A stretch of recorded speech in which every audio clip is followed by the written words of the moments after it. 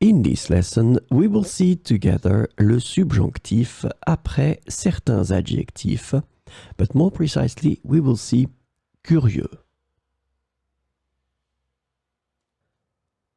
The important thing that we need to remember is that we will structure our sentence in such a way. We will start with il est. Remember that in that case, il will stand for it and not for he. Then we will put the adjective, then que, and after all that, we will introduce the subjunctive.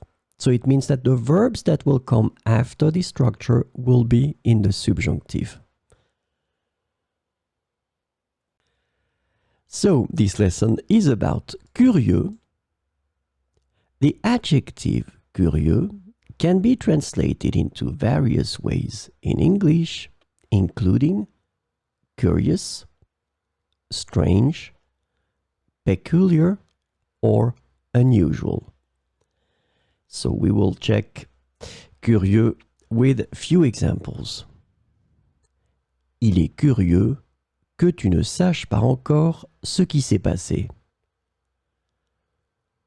Il est curieux que tu ne saches pas encore ce qui s'est passé.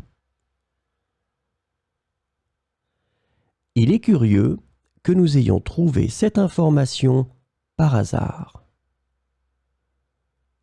Il est curieux que nous ayons trouvé cette information par hasard.